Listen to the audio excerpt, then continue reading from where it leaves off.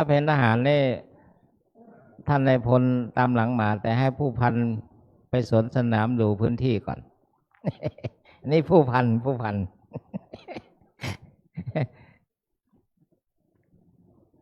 ูดเล่นเออใน10มาก่อนก็มีนะลูกเนนใน10มาก่อนแล้ว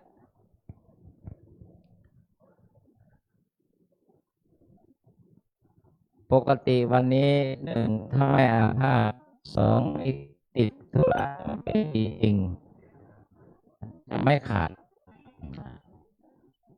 จะไม่ปีไหนที่พระอาจารย์ไม่มาให้ลูกไปไหนมาเนี่ย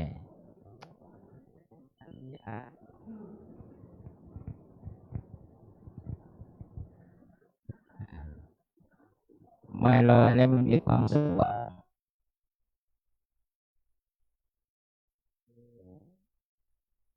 ขึ้นลงนะ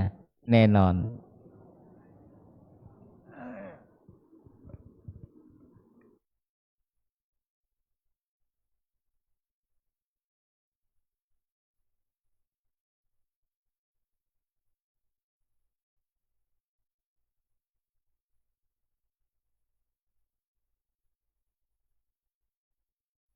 ทดสอบการพูดไม่ให้หันหลังแก่ให้พระเถระ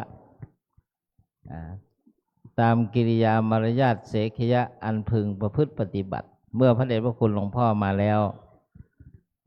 ก็ต้องให้ตรงนี้ว่างแล้วจะไม่หันหลังให้พระมหาเถระใช่ไหมลูกนี่ลูกเนนต้องสังเกตนะ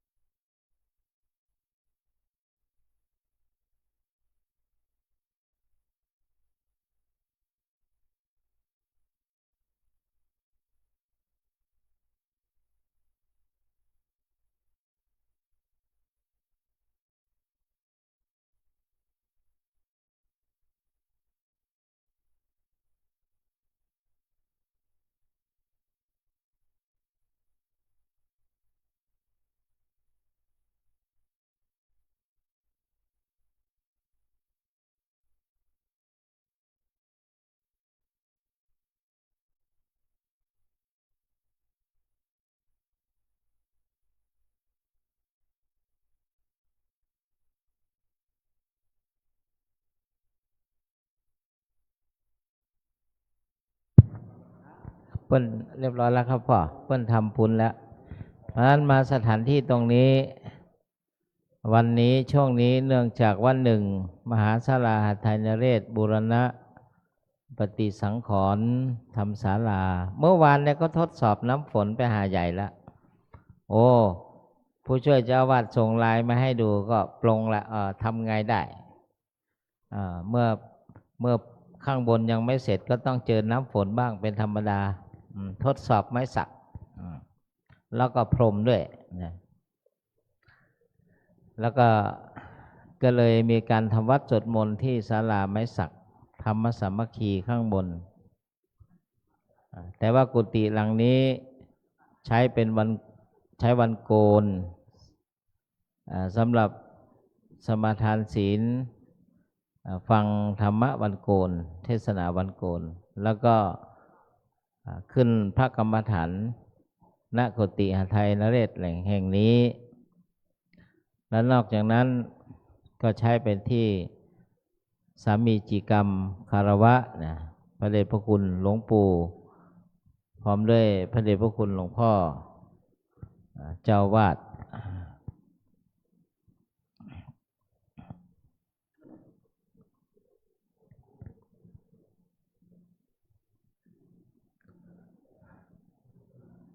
ยานวรีมาละยานวรีแม่ชีอมรสิริกลิ่นปทุมหลวงปู่ให้ชื่อบาลีไม่ใช่ฉายานะแม่ชีไม่มีฉายาให้นามบาลีว่ายานวรีบางท่านก็ปัญญาวรียานวรีปัญญาทรีจำไม่ได้หมดละ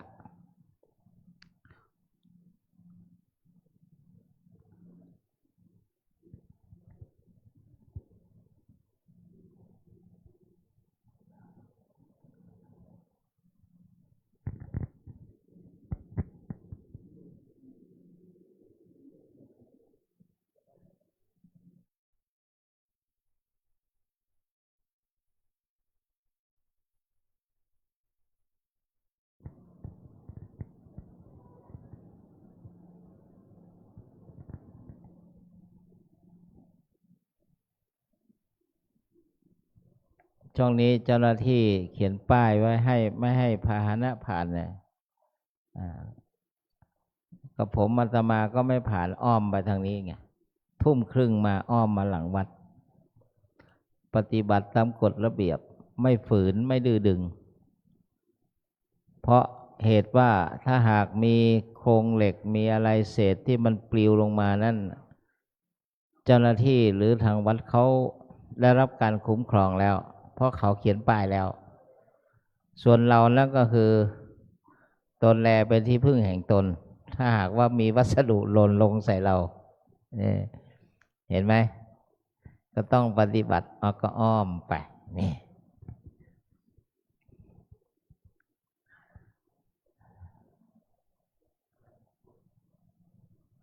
เหมือนเขาเขียนป้ายนะทางโค้งอันตรายเนี่ยมันโค้งอย่างนี้ปรากฏว่าเจ้านั่นมันคิดแบบล้ำยุคเกินไปเนี่ยก็เมื่อมันโค้งอันตรายก็ไปตรงเลยตกเหวสิ้นชีพมรณงทางโค้งอันตรายให้ไปตรงเลย ต้องเข้าใจให้ดีแล้วแม้แต่ป้ายนะโยมนะป้ายของกรมป่าไม้เนี่ยกับตำรวจเนี่ยพอกันไปดูนะหยุดตรวจนะหยุดตรวจความหมายที่หนึ่งคือหยุดเพื่อที่เจ้าหน้าที่จะตรวจถ้ามันมีไฟกับพริบแล้วมีเจ้าหน้าที่เนี่ยปุ๊บคือให้หยุดเพื่อเราการตรวจแต่ถ้ามันไม่มีไฟกับพริบแล้วมีแต่ไอไฟเหล็กไฟโครงแล้วไม่มีเจ้าหน้าที่ไม่มีไฟกับพริบให้ผ่านไปได้คือหมายความว่าหยุดตรวจแล้วคือไม่ตรวจเหมือนหยุดเผาป่านั่นแหละหยุดเผาป่าไม่ใช่หมายความว่าให้เราหยุดแล้วคว้าไฟแช็กมาจุดไฟเผาแล้วหยุดเพื่อที่จะเผาป่า คือหยุดเผาป่าคือไม่ให้เผาป่านั่นเองภาษาไทยเป็นอย่างนี้เป็นอย่างนี้เหมือนศัพท์บาลีว่าปเวนิเนี่ยปเวนิหรือปเวนิแปลว่าสิ่งที่มันประพฤติปฏิบัติกันมาช้านานจำไม่ได้ว่าสมัยไหนเนี่ยภาษาบาลีสันสกฤตคนไทยนี่ฉลาดเอาไปใช้เลยคุณพ่อถ้าค้าประเวณีเนี่ยแสดงว่าประกอบอาชีพที่ไม่ค่อยดีเรียกว่าค้าประเวณีแต่สืบสารประเพณีอันนี้ก็เป็นเรื่องดีงามอย่างวันนี้ความจริงศัพท์ตัวเดียวกันนั่นแหละคือประเวณีแต่คนไทยนำไปใช้แล้วประยุกต์ให้เหมาะกับความหมายจะสังเกตว่าไม่มีใครค้าประเพณีนะมีแต่ว่าสืบสารประเพณีอย่างนี้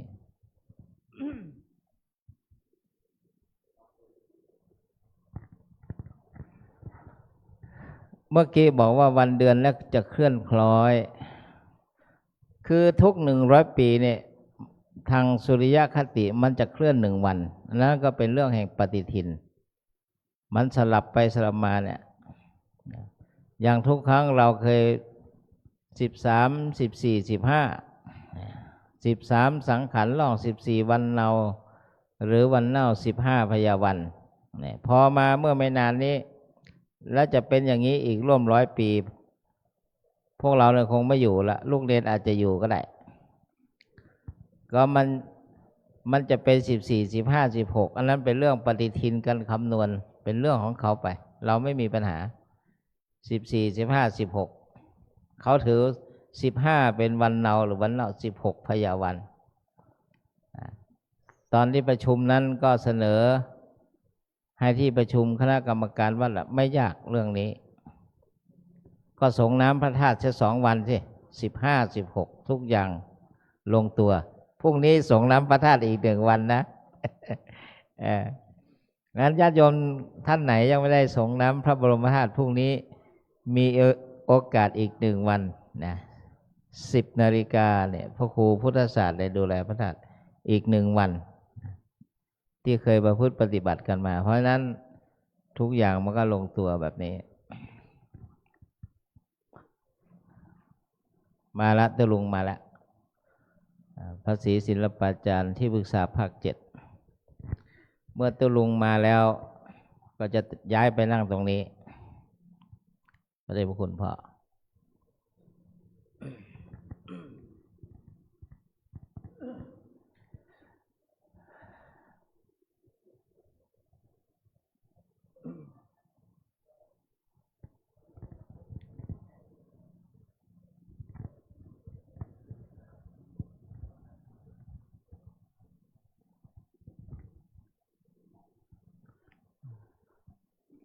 ตะลุงมาแล้ว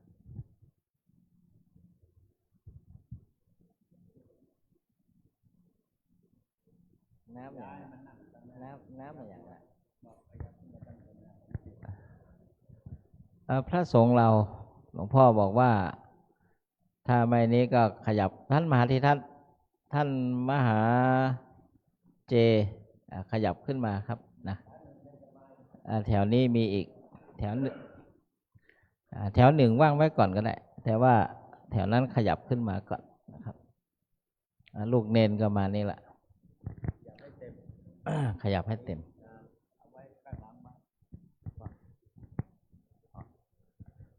พอนั่งขยับ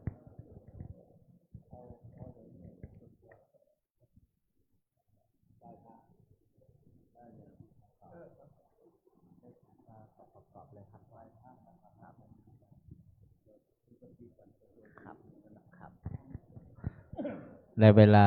พระเดชพระคุณหลวงพ่อพระสุวรรณเมธีด็อกเตอร์พอเจ้าวาดเป็นประธานกฎสวิตบูชา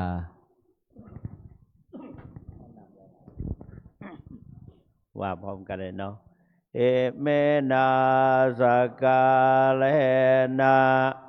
ตังพุทธังอภิปูชยามะเอเมนาสกาเลนะตังธัมมังอภิปูชยามะเอเมนาสกาเลนะตังสังฆังอภิปูชยามะ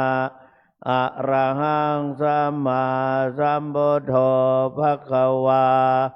พุทธังภควันตังอภิวาเทมิสวากขาโตธัมโมธัมมังนามัสสามิสุปฏิปันโนสาวกสังโฆสังฆังนามามินะโมตัสสะภะคะวะโตสัมมาสัมพุทธัสสะนะโมตัสสะภะคะวะโตสัมมาสัมพุทธัสสะ นะโมตัสสะภะคะวะโตสัมมาสัมพุทธัสสะอิติปิโสภะคะวะสัมมาสัมพุทโธเวชชาจารณะสัมปันโนสุขโตกเวโทอนุตตรปุริสธรรมสารถิสัตเทวมนุสานังพุทโธภควาเตกายเนวาจายวาเจตสาวาพุทเทกุกัมมังปะกตังมายายังพุทโธปฏิคันหาตุอาจยันตังกาลันตะเลสังวลิตุงวะพุทเทสวากขาโตธัมโมสันเทเทโกอากาเลโกเอหิปัสสิโกโอปานาเยโกปัจจตังจะโพเวนโยเฮเตกายเยนวาจายวาเจตสาวาธัมเมกุกัมมังปะกตังมายายัง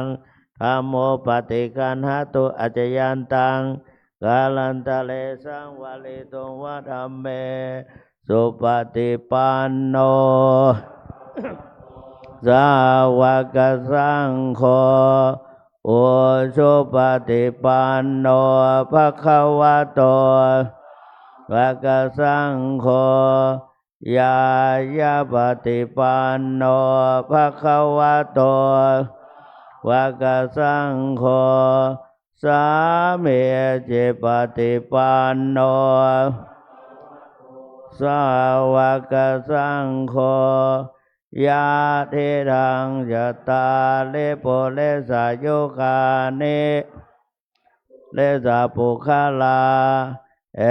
สะภะคะวะโตสาวกสังโฆอาหุนายโยปาหุนายโยทักอัญชลิกาลานิโย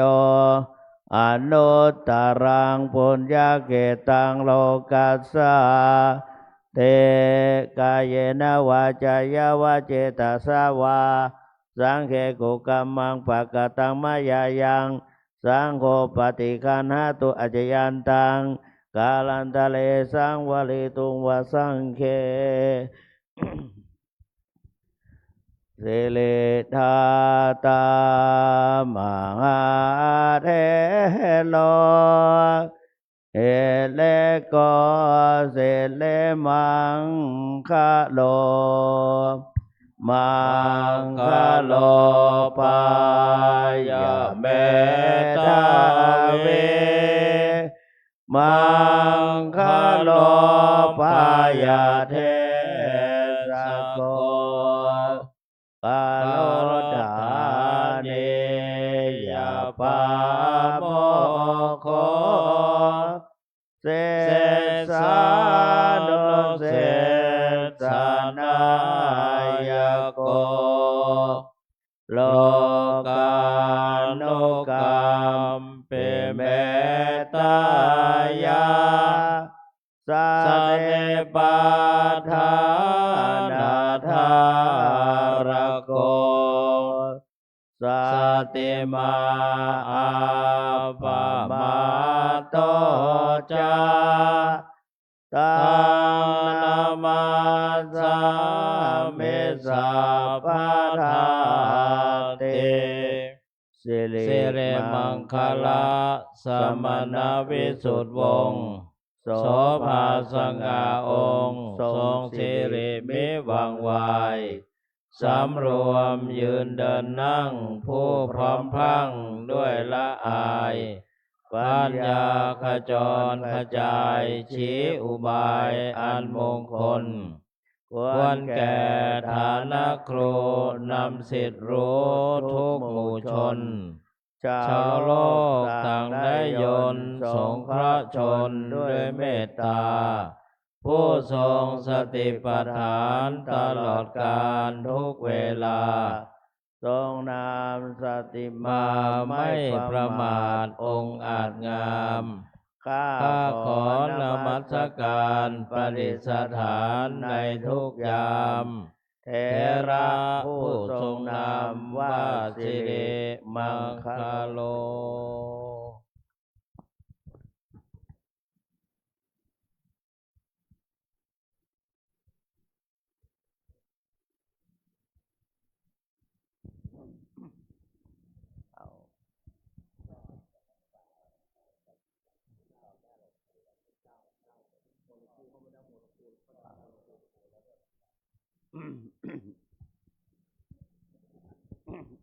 ในอันใด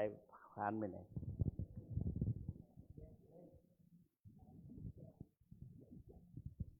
ก็เป็นอันว่าเขาจะกราบก่อน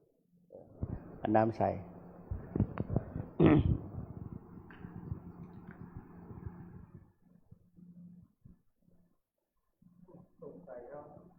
เป็นน้ำใหม่ไม่ใช่หรอกน้ำของน้ำมันหาดได้หรอกมันจะได้มีน้ำ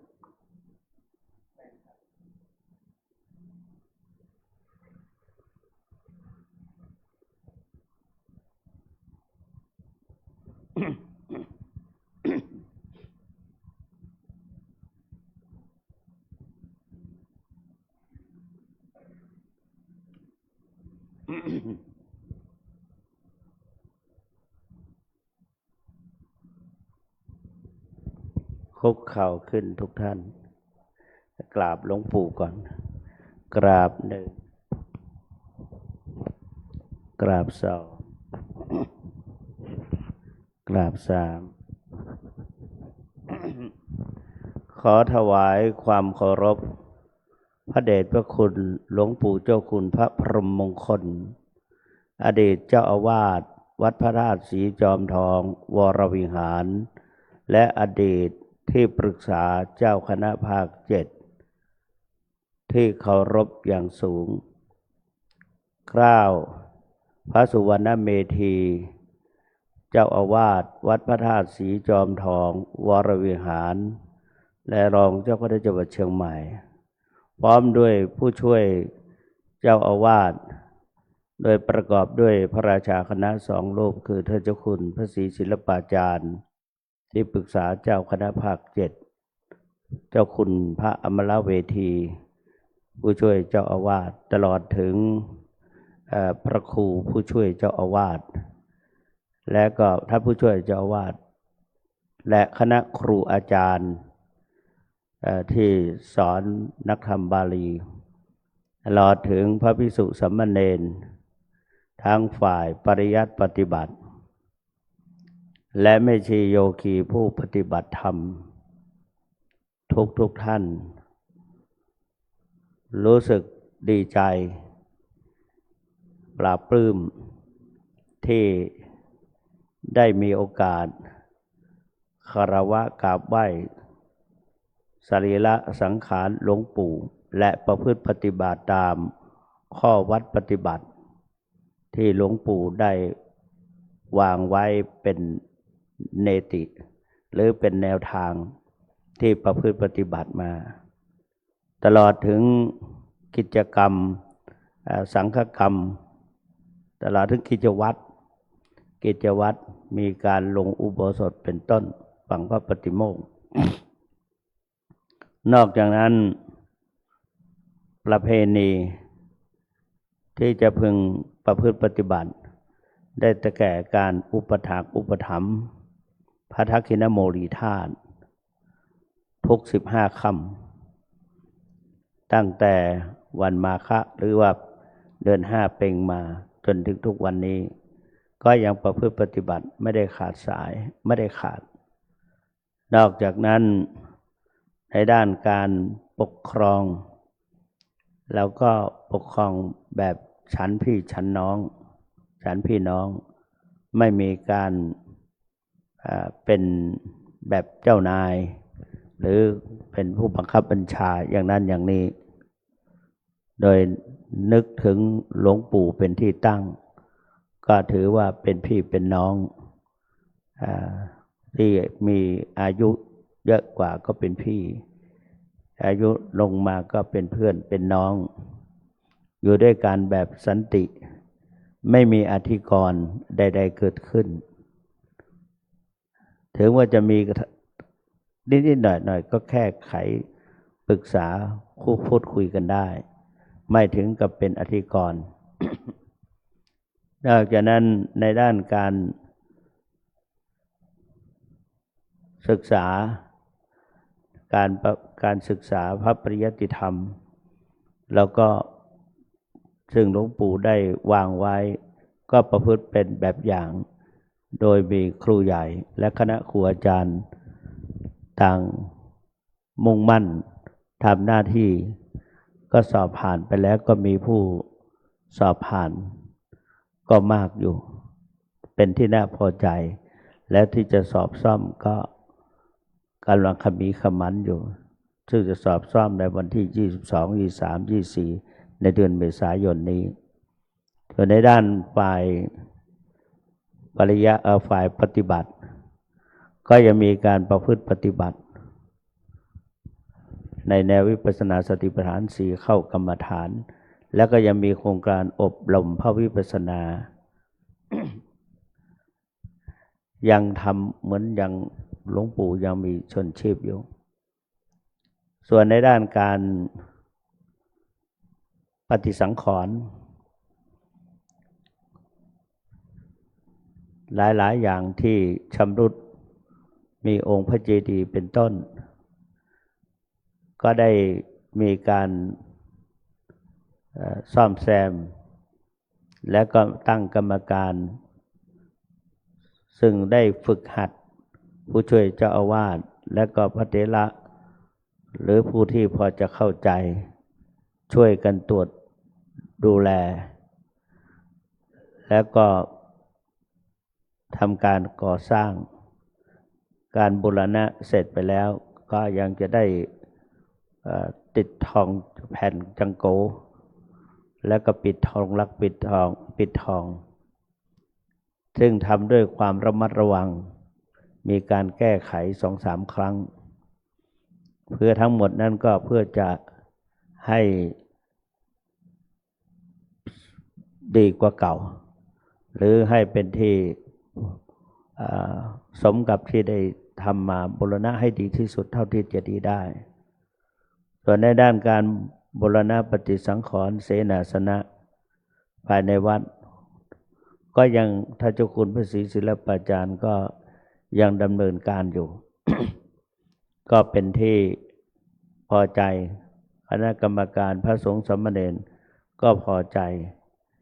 ในการควบคุมดูแลของท่านเจ้าคุณพระศรีศิลปาจารย์ส่วนญาติโยมก็ยังมีการอุปถัมภ์ตามกำลังศรัทธามากบ้างน้อยบ้างแต่ก็การก่อสร้างก็การบูรณะก็เป็นไปด้วยความราบรื่นไม่สะดุดเป็นไปด้วยความราบรื่น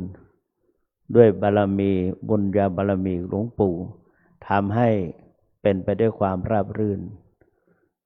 จึงรู้สึกเบาใจในเรื่องบูรณะปฏิสังขรณ์แล้วก็ส่วนการเข้าวัดปฏิบัติในก็กำลังพยายามมีการตื่นตัวตื่นใจไม่ประมาทโดยเฉพาะจะนำเอาปฏิปทาจริยวัตรของหลวงปู่โดยเฉพาะอย่างยิ่ง ทำในสิ่งที่ตนต้องทำคือกิจวัตรหรือหน้าที่ต่างๆ 2. มีความบากบั่นพยายามต่อไปและตลอดเวลาประการที่ 3. ทำให้ดีที่สุดเท่าที่จะดีได้อย่างเช่นหลวงปู่ทำมา 4. ควบคุมตนเองให้ได้คือมีระเบียบวินัย 5. ก็พยายามมีสติจะทำจะพูดจะคิดอะไรก่อนจะพูดก็มีสติโดยคิดถึงผลที่จะตามมาและข้อที่ 6 มีความรับผิดชอบในสิ่งที่ตนทำและคำที่ตนพูด 6 ข้อนี้เป็น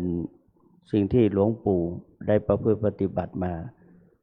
คณะศิษยานุศิษย์ทั้งพระภิกษุสามเณรแม่ชีโยคีผู้ปฏิบัติธรรมก็พยายามทำอยู่ได้กระทำอยู่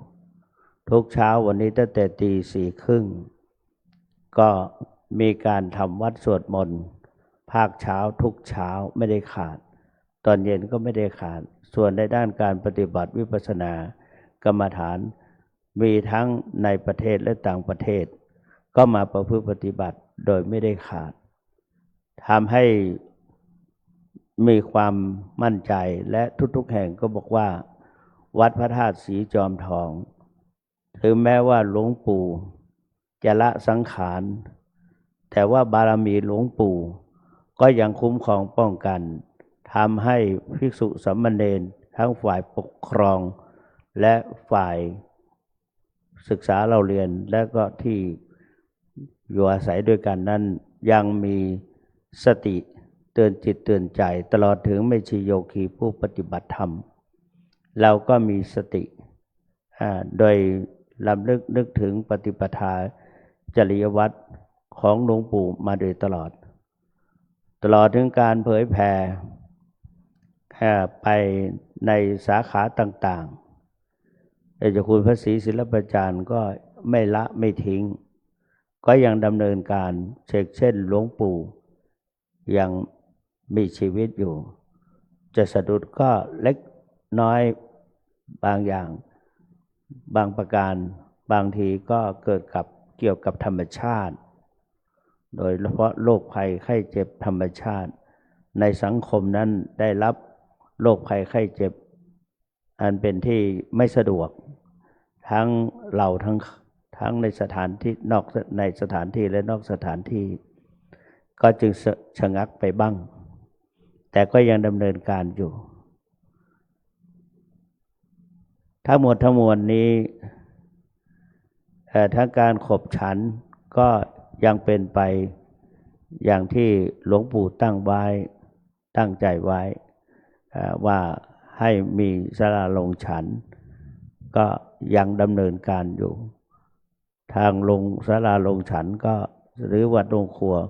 ก็ยังดำเนินการให้เป็นไปเช่นหลวงปู่ยังดำรงธาตุขันธ์ทุกประการปีสงกรานต์นี้ถึงแม้ว่าภัยธรรมชาติทั้งฟ้าฝน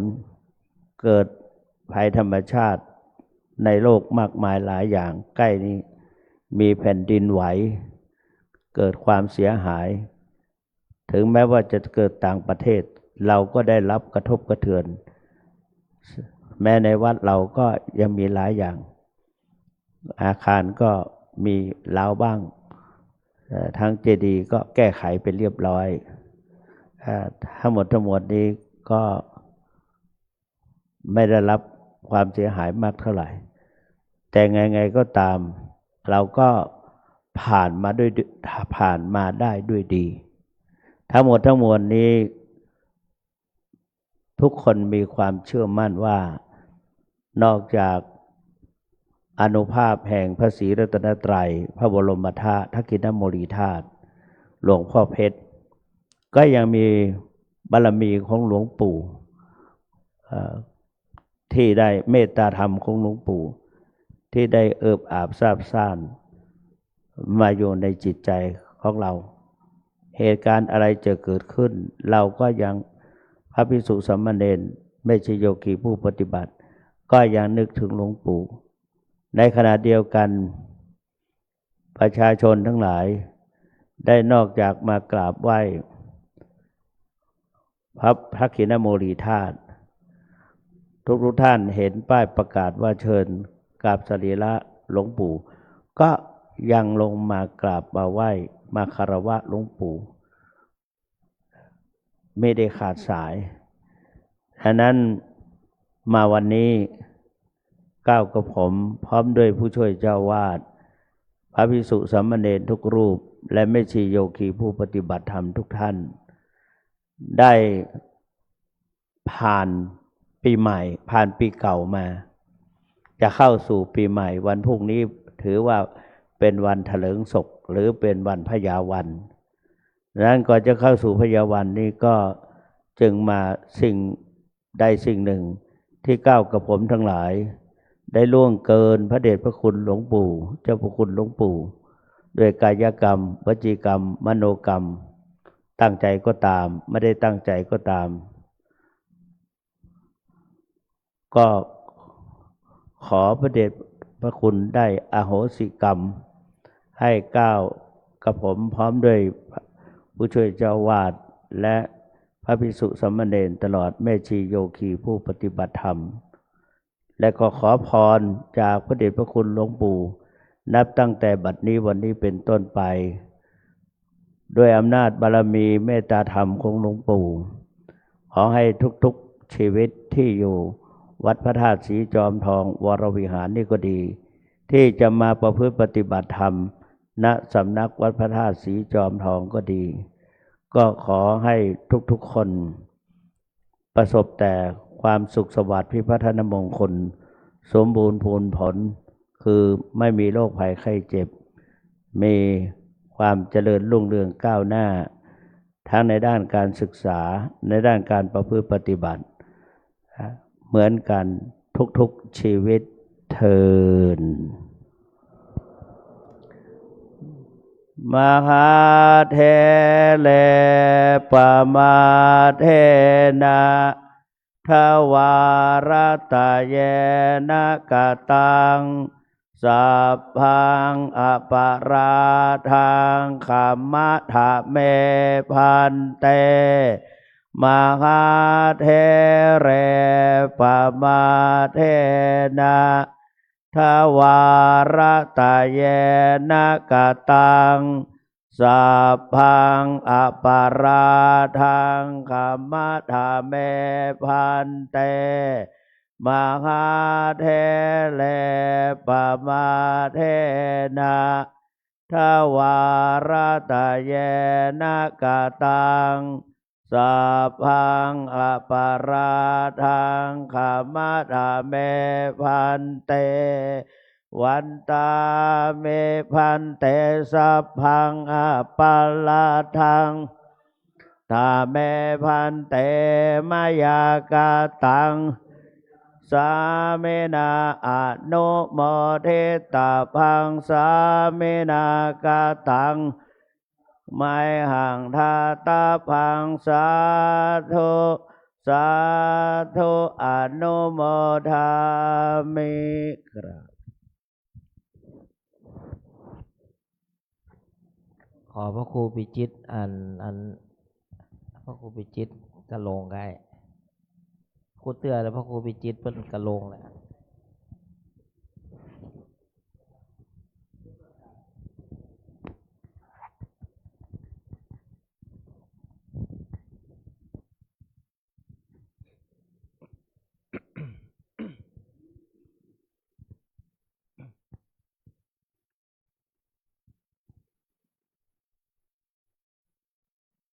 โย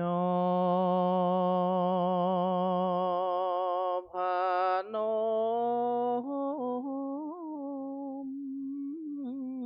มกุมใส่กล้าวมวลศรัทธาตั้งสมณศรัทธาและมูลศรัทธาตั้งหลา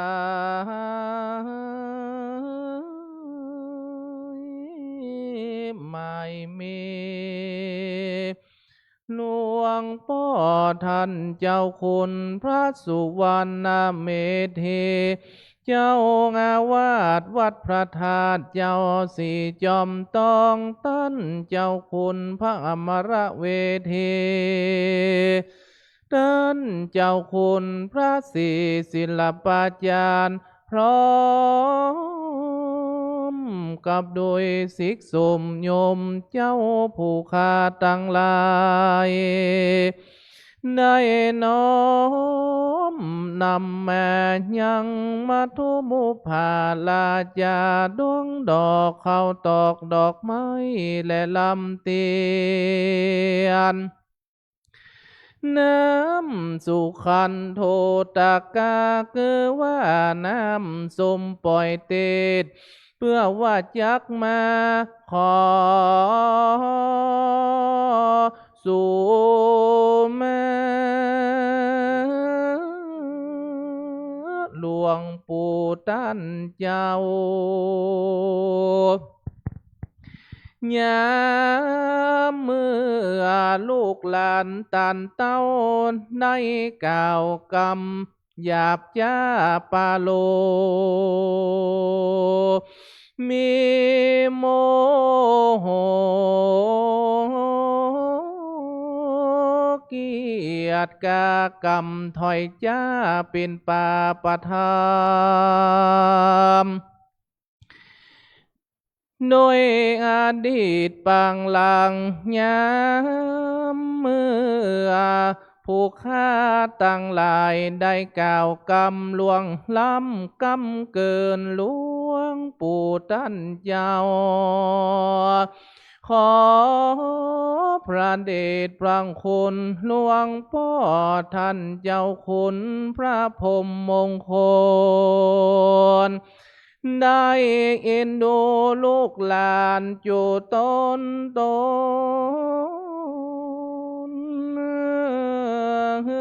หายเป็นกายวันนาทิวิปากโกกายเป็นอโหสิกรรมแก่มวลสมณศรัทธาและมูลศรัทธาเมชีโยคีผู้ปฏิบัติธรรมจุคนติดตั้งต่อนนี้ไปวันไปนาปีใหม่แก้วสากลเมืองเหนือแห่งเราได้มาจุจดจำขอปารมีธรรมหลวงปู่ได้ปกห่มท่านเจ้าคุณอยู่องค์และปกห่มมวลสมณศรัทธาและมูลศรัทธาผู้ขาตั้งหลายได้อยู่กัมโยดูแลวลาพุทธศาสนาไป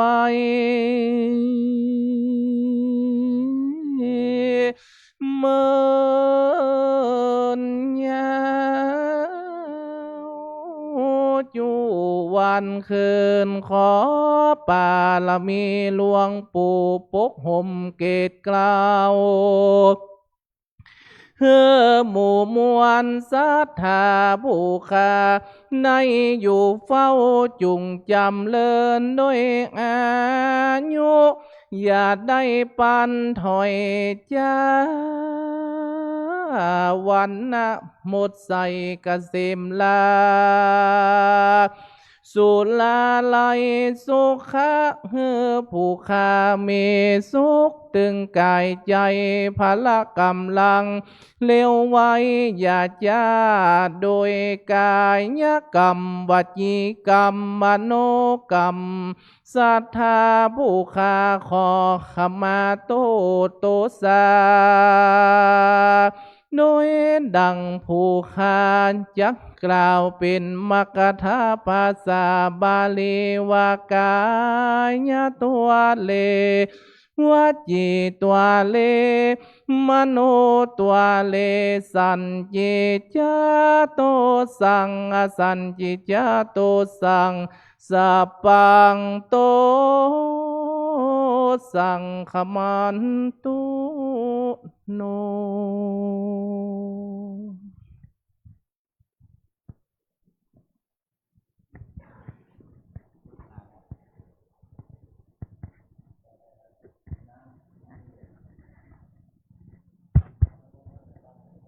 สองด้านพระเดชพระคุณหลวงพ่อ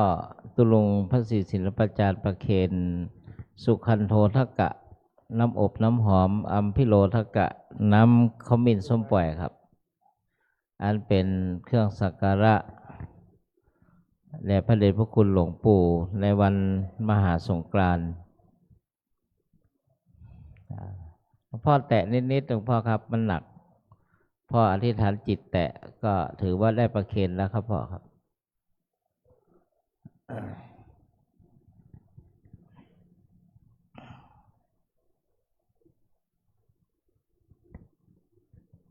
พระเดชพระคุณหลวงพ่อทั้งสองรูปก็ประเคนเรียบร้อยแล้วพระเดชพระคุณปู่ตุลุงมาให้เราจะคารวะพระเดชพระคุณหลวงพ่อนะครับ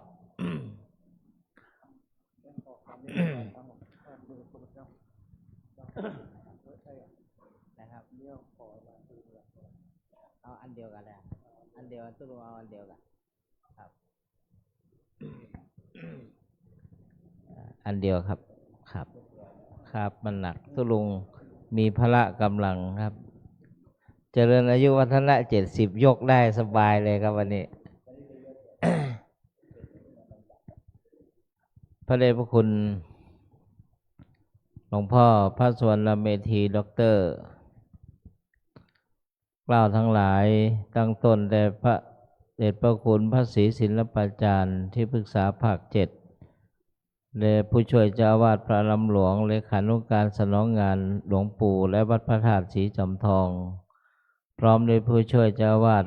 ทุกรูปพระภิกษุสามเณรอุบาสกอุบาสิกาแม่ชีโยคีผู้ปฏิบัติธรรมทุกท่านและอนุสรณ์ถึงคำสอนของพระสัมมาสัมพุทธเจ้าตรัสว่าอภิวาทนาสีลิสานิจังวุธาปัจจายโนดังนี้เป็นต้นแปลว่าผู้มีปกติกราบไหว้ต่อผู้ที่เจริญด้วยคุณธรรมเจริญด้วยวัยอายุพรรษาการย่อมเจริญด้วยธรรม4ประการคืออายุวันนะสุขภละดังนี้เป็นต้นและเพื่อรักษาขนบธรรมเนียมประเพณีอันดีงามประการหนึ่งและเพื่อทำลงไว้ซึ่งระเบียบแบบแผนประเพณีของวัดพระธาตุศรีจอมทองวรวิหารหนึ่งและเพื่อ เชิดชู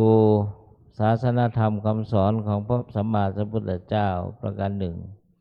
จึงไม่ได้ละเลยประเพณีอันนี้และภายใต้การปกครอง ที่พระเดชพระคุณหลวงพ่อเป็นเจ้าอาวาสพระลำหลวงก็ถือว่าพระเดชพระคุณนั้นใช้หลักธรรมนำหน้าในการบริหารและการปกครองเหมือนที่ท่านกล่าวไว้ตั้งแต่ต้นเพราะนั้นกล่าวกับผมทั้งหลายได้ล่วงเกินพระเดชพระคุณด้วยกายกรรมทางกายวจีกรรมทางวาจามโนกรรมทางใจสันจิจะโทสังเป็นโทษที่แกล้งก็ดีอสันจิจะโทสังเป็นโทษที่ไม่ได้แกล้งไม่ได้เจตนาก็ดีสัพพังโทสังขมันตุโนก็ขอพระเดชพระคุณได้อดโทษทั้งปวงนั้นแก่กล่าวทั้งหลายนั้นเราทั้งหลายจะกล่าว คำขอเข้ามาพร้อมกันมหาเตเรปมาเทนะทวารตะเยนะกตังสัพพังอปาราทังขมัตตุโนพันเตอะหังโวคามามิตุมเหหิปิเมคมิตพังขมามาพันเตตุลุงประเคนครับตุลุงประยกมาตุลุงเจ้าคนสี่ประเคนหลวงพ่อว่า70 71พละกำลังมากครับ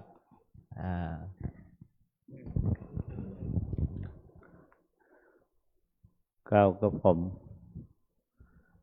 ที่ได้ถวายรายงานแก่พระเดชพระคุณหลวงปู่ล้วนแล้วแต่เป็นกิจวัตรหรือเป็นสิ่งที่เราได้ประพฤติปฏิบัติธรรมร่วมกันกับผมเป็นเจ้าอาวาสแต่ได้รับที่จริงภาระอย่างต่างๆเป็นหน้าที่ของเจ้าอาวาสแต่ว่าเมตตาธรรมของท่านพระเถระผู้ใหญ่สอง คือท่านพระเดชพระคุณที่ปรึกษาเจ้าคณะภาค7แล้วก็ท่านผู้ช่วย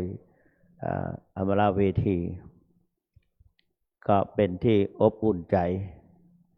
ทั้งในด้านการปกครองทั้งการก่อสร้างทั้งการเผยแพร่ก็ช่วยมานอกจากนั้นคณะครูบาอาจารย์พระภิกษุสามเณรแม่ชีโยคีผู้ปฏิบัติธรรมเรามีสติต่างสำนึกในหน้าที่และการงานของเราจึงได้ประพฤติปฏิบัติธรรมคือมันมีการทะเลาะเบาะแวงมันมีการขัดกันแต่ว่ามีความอดทนบางสิ่งบางอย่างก็มีแต่ว่าอดทนรู้จักผ่อนสั้นผ่อนยาวกึดยาวสาวกว้างก็เป็นไปด้วยความราบรื่นอภัยต่อกันอภัยได้ก็อภัยต่อกันก็มีเป็นอภัยกันมาตลอด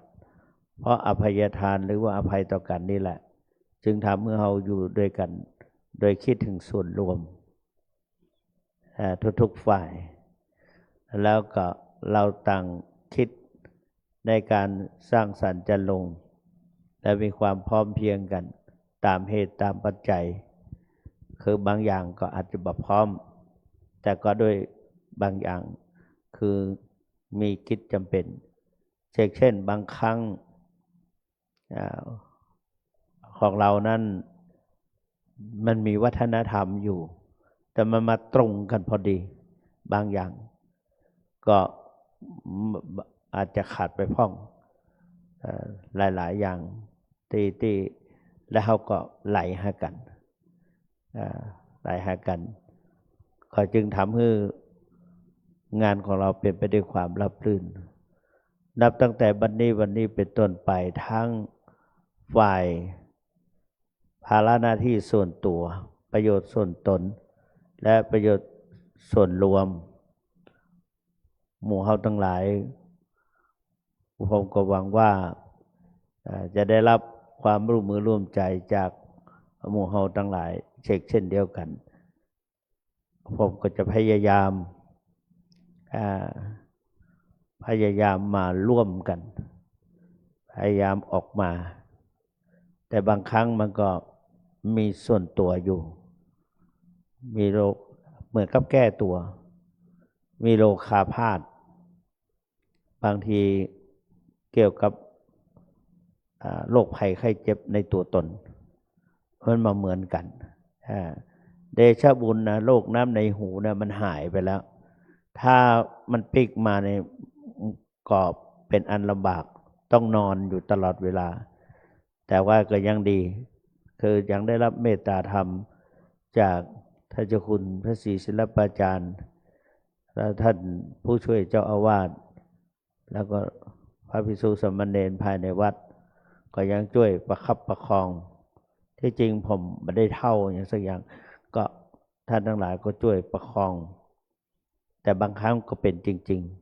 ๆเวียนหัวเวียนอย่างต่างๆบางทีก็เกี่ยวขึ้นในตัวเนี่ยครับโรคภายในตัวบอกมาได้ทั้งคืออาหารก็บ่ค่อยย่อยเท่าใดนักเพราะว่าถุงน้ำดีถูกตัดทิ้งไปชั้นอะไรนิดชั้นอะไรหน่อยก็อืดมันอาหารเจือด้วยมันหน่อยมันก็ไม่ย่อยละกรดไหลย้อนนี่มันจะมีบ่อยก็ได้พึ่งท่านมหาราชานนท์เอายาแก้กรดไหลย้อนให้เป็นบางครั้งก็เพิ่งรู้ว่ามียาเหมือนกันแล้วก็มีสิ่งแก้เหมือนกันดังนั้นก็แต่ว่าทุกวันนี้ก็รู้สึกคล่องตัวมาหน่อยแต่ก็ดีใจที่เห็นท่านทั้งหลายได้ทำหน้าที่โดยเฉพาะมีความอุ่นใจที่สุดก็คือบูรณปฏิสังขรณ์ท่านเจ้าคุณเป็นผู้ที่มีความกล้าหาญได้สร้างอะไรต่างๆที่ค้างผมเป็นเจ้าอาวาสวันแรกผมหนักใจที่สุด เปรยกับตนเองว่าเราคงเป็นเจ้าอาวาสที่ได้รับอับอายที่สุดคือทำอะไรไม่สำเร็จสักอย่างแต่ปรากฏว่าด้วยบารมีหลวงปู่นี่แหละแล้วก็ด้านน้ำใจของพระเดชพระคุณและก็พระเถรานุเถระผู้ช่วยเจ้าอาวาสทั้งหลายโดยเฉพาะอย่างยิ่งขึ้นไปตรวจดูองค์พระเจดีย์เนี่ยผมไม่เคยขึ้นเลยนะขึ้นไม่ได้ขึ้นสู่ที่สูงไม่ได้แม้แต่เปลี่ยนนาฬิกานี่ผมเหมือนกับไก่จะขึ้นข้างบนตอนกลางคืนยกแยกขึ้นเป็นลำบากก็เกือบตกหลายครั้งก็ต้องหาคนอื่นไปช่วยไอ้เนี่ยขนาดช่วยตัวเองแค่นี้ก็ไม่ได้ขึ้นบันไดไปชั้น2ก็เหนื่อยละแล้วทีนี้ก็ได้เจดีย์ก็อาศัยผู้ช่วยเจ้าอาวาสทั้งเก่าทั้งใหม่แล้วได้ชุดนี้ก็ช่วยกันดูแลพี่รู้2น้องรู้1ก็ช่วยกันและปรึกษาด้วยความเด็ดเดี่ยว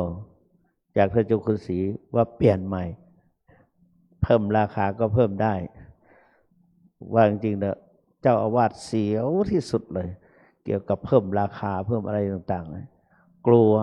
ยิ่งลมพัดมาได้กลัวมันจะหกล้มลงกลัวยอดมันจะหักลงมาซ้ำแล้วซ้ำเล่าเราก็ยกมือไหว้ขออย่าได้เป็นเช่นนั้นอาราธนาพระตกินโมลีธาตุแล้วก็หลวงปู่ก็เป็นอันว่าผ่านไปอีกไม่นานก็จะปิดทองปิดแผ่นทองแล้วก็ปิดทองจังโกแล้วแต่ในช่างในตอนนี้ถ้าเจ้าคุณและกรรมการเข้าใจก็เราก็จะได้เจดีย์สวยๆออกมาและนอกจากนั้นศาลาเราก็สวยแล้วต่อได้พระพุทธรูปมาอีกก็สิ่งดีๆก็จะมาหาเราในด้านการศึกษาก็ขอให้หลายๆท่านที่ยังจะแก้ตัวอยู่ก็ขอให้พยายามอย่าประมาทขอให้ประสบความสำเร็จทุกรูปและไม่ฉี่ด้วยประโยค8ประโยค9ประโยคสูงนี่ก็เป็นสิ่งที่ยากแต่สำหรับผมนั้นผมเคยพลาดมาตลอดแล้วก็พยายามก็ได้เท่านี้ก็เท่านี้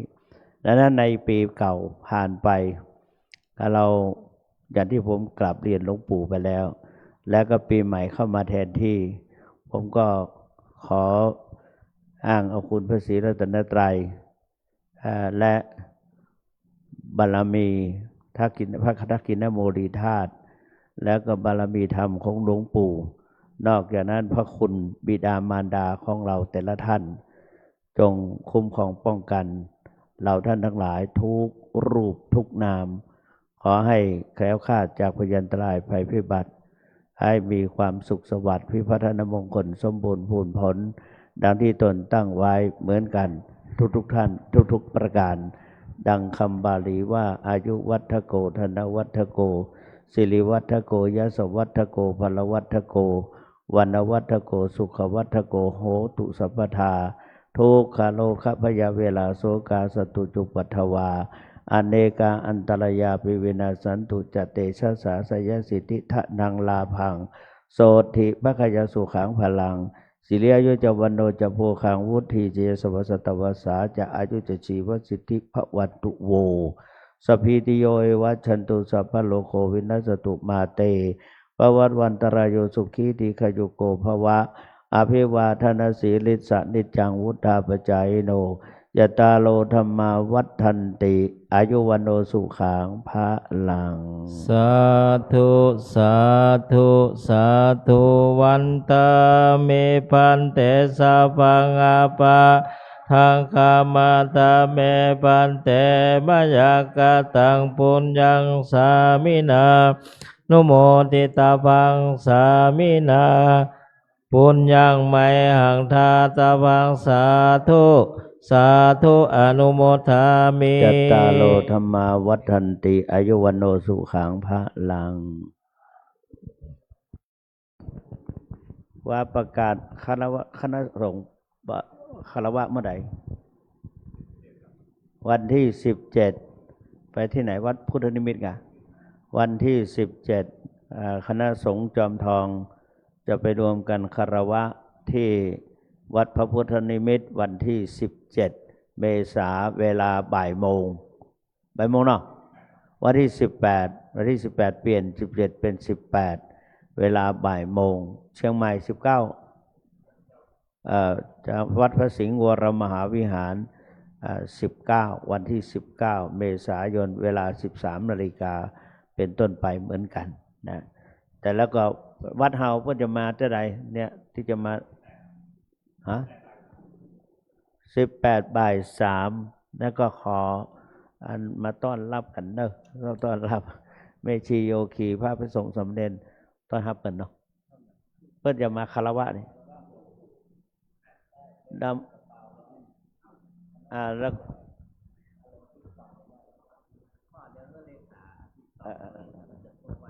ครับ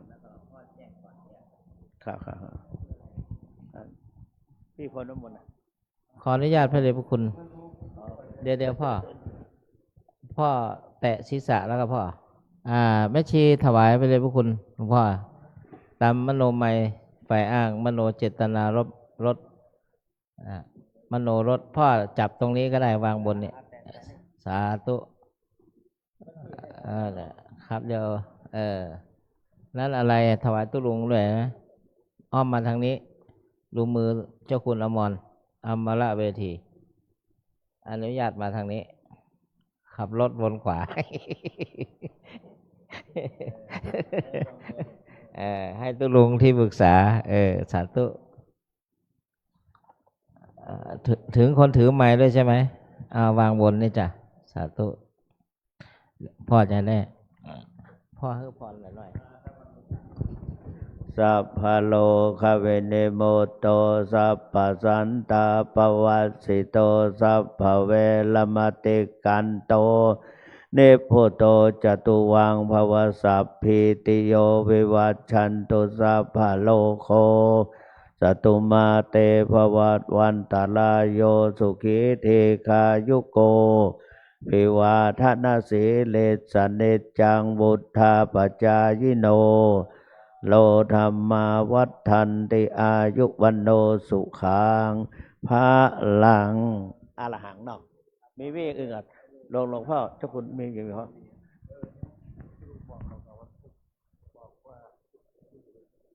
อ๋อ